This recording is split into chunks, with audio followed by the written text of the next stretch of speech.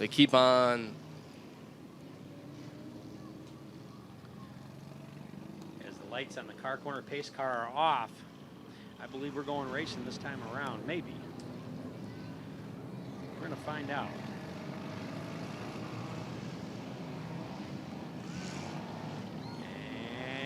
And green flag, and we're racing! So we've got the girls up front. That's Julie in the 718, Kimberly in the silver car that's got 4 wide going there. Here comes the outside. That is the, I can't even see what number. 5 wide! Holy mess for the Sixers. Look at them all bouncing in turns 3 and 4. Yeah, I think the 71 car, 718 may have just soiled her pants as Stephen Hillary just made contact with the 718 in the 08 trying to make his move. But it's Dakota Paris in the 84 that's leading. 718 having all kinds of trouble as she is all over the track.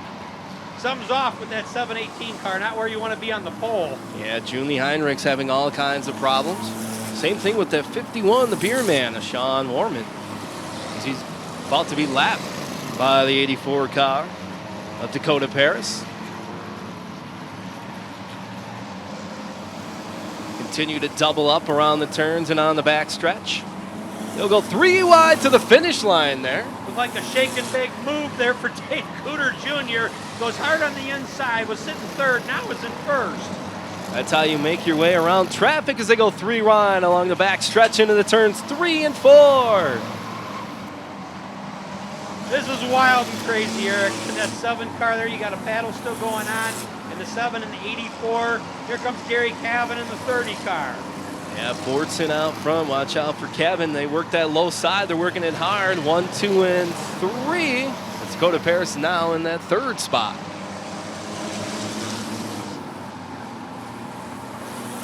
As they're all over the track, we got them spread out just about every part of the racing track right now. So it's going to be fun to watch as they're going to run into lap traffic and try to figure out who's winning. I know David Cooter Jr. knows who's winning. He's going to bring him around. He's going to pass that Chrysler New Yorker who was crazy loose his last time out. And they'll go 3 wide in the back stretch in the turns 3 and 4. But still, it's David Cooter Jr. going inside outside as he just worked around the 718 of Julie Heinrichs.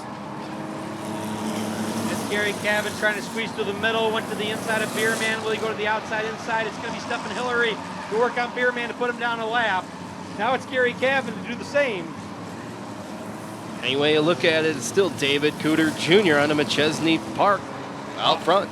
The 75 car of Hawkins just about spun out there in 1 and 2, Eric, as we were talking about. He's going off the track. Looks like it's going to be an end to his night. And the car with the radio that works, the 33, is all over the track on the backstretch. Oh my God, it could get ugly. Look out! Yeah, watch out for Ryan Ford, the music man. He may be jamming some tunes instead of driving his ride. Maybe changing the CD there, Eric. Yeah, that could be. All over the place. That's what happens when you do that, when you change the CD. You go left or right when you're reaching. And then we have the 5 car that just passed him of Noah Andrus. Just about run right in the wall there in 1 and 2. As the 33 car must have radio problems. He's going to exit the track. Gonna jam to a different tune as he works his way out of there, but it's still in the 01 of David Cooter Jr. who's out front. And number 7 of Jerry Fordson. We've got the 197 coming around. He might be leaving a bumper at the Rockford Speedway. I don't know yet. It's hanging on for dear life. And it's Doug Neishwager.